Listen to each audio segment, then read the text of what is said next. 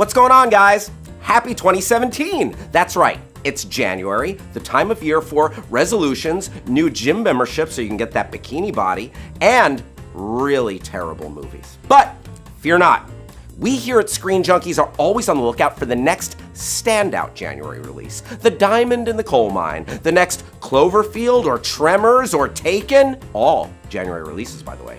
Here are 7 movies that we think you should see this January. P.S. Some of these films were already available in limited release, but this January are going nationwide. Right off the bat, let's start with a polarizing director trying to right the ship. Talking to M. Night Shyamalan. We've given M. Night a lot of grief on this show, but to be fair, all of it very well deserved. The Twistmaster's back with his latest film, Split, which is actually getting good early reviews and being hailed possibly as a return to form by all the critics. Don't worry. He's not allowed to touch you. James McAvoy, who you know as Professor X from various X-Men films, plays a man with 23 different personalities that start jockeying for dominance inside his head. My name's Hedwig. How old are you? 9? You know, with Shyamalan, there's gonna be a twist, and McAvoy has 23 personalities, and Jim Carrey was in the movie The Number 23, and Michael Jordan famously wore the number 23. So the twist is, 2 of his personalities are Jim Carrey and Michael Jordan. You heard it here first. And probably last. A Monster Calls is a late 2016 release that goes wide this week. Now, I mistakenly thought it was about a monster who liked prank calling people, but I was horribly mistaken and quickly set straight when I saw the movie. The movie's already certified fresh on Rotten Tomatoes, and it focuses on a boy who's forced to face a family crisis with the help of a Groot-like monster voiced by Liam Neeson. What did the Invisible Man do? He called for a monster. The film also stars Rogue One's Felicity Jones, and it's directed by J.A. Bayona, who's currently directing Jurassic World 2. Also, a warning, I've seen the film, so I just want to let you know, bring a tissue, because might get those waterworks going. I openly wept in the middle of a Chipotle just thinking about a Monster Calls. Sorry, you have to say me like this. Also opening wide this week is Hidden Figures, the true story of 3 African-American women who were instrumental in working with NASA during the space race of the 1960s. Every time we have a chance to get ahead, they move the finish line.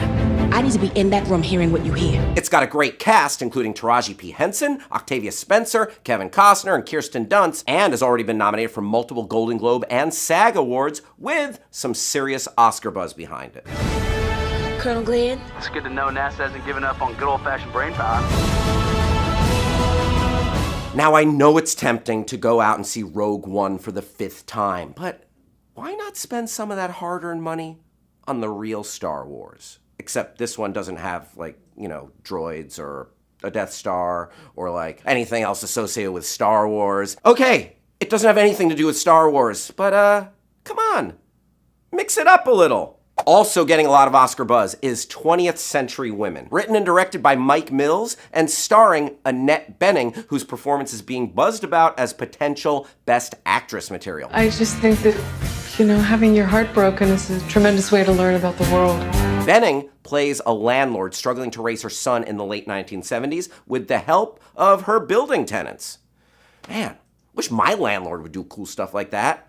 All she does is ask me dumb questions like, where's the rent? What's that smell? Hey, I told you no animals in your apartment. How many people live in there? What was that noise? Did you steal someone's mail? I was recently evicted. You know what? Feel free to leave a note in the comments section below if I can crash at your house. Just say, Hal, you can crash here. I'll follow up. We were just talking about some potential Oscar contenders. Yeah, this movie's not gonna be one of those. But it might be a lot of fun. Triple X, The Return of Xander Cage. One of the 17 films opening this year that star Vin Diesel. That's right, Vin is back in the action franchise that you might remember. Listen, I can't sell you on this movie based on prestige, Oscar buzz, or really even a promise that it's gonna be good. All I can promise you, though, is 3 things. Vin Diesel skateboarding on the side of a bus. Vin Diesel jumping over a car. And motorcycles that are also jet skis? What more could you ask for? Speaking of junk that's not very good for you, but's just really enjoyable, McDonald's is getting its own movie. And it's not Mac and Me, the E.T. ripoff from the 1980s. Michael Keaton stars in The Founder, the story of McDonald's founder Ray Kroc and how he transformed a small chain of fast food restaurants into the 24-hour breakfast-serving monstrosity that we have today. My brother had a brilliant idea. Orders ready in 30 seconds. There should be McDonald's everywhere. Franchise, franchise, franchise. The Founder opens wide on January 20th. And what better way to spend Inauguration Day than by wrapping yourself up in the story of a business tycoon who rises to power as he crushes all who oppose him. Happy Meals for everyone! I want to win. And finally, Mark Wahlberg is back in yet another real-life docudrama with Patriots Day, a retelling of the fateful hours surrounding the Boston Marathon bombing. 2 bombers. We gotta find these guys before they do this to someone else. This is Mark Wahlberg's third time working with director Peter Berg. They teamed up for Deepwater Horizon back in the fall, and previously had worked together on Lone Survivor. Patriots Day is getting great reviews, with Wahlberg playing another hero based on real-life events. What are we gonna do? We hunt them down, catch them, kill them, all that? They're still gonna get us. Also, you can see Mark Wahlberg in another starkly real performance, taking on a true story of one man facing down Decepticons from outer space and Transformers the last night. We've established previously I have trouble telling real from fake. Well, there you have it. Those are the movies that we're excited for coming up. What are you looking forward to? Is it the latest Resident Evil and Underworld movies? Or is it monster trucks? And why are you excited for monster trucks? Let us know in the comments section below. I want to know. Thanks for watching. I'm Hal Rudnick. Hit me up on Twitter. Bye-bye.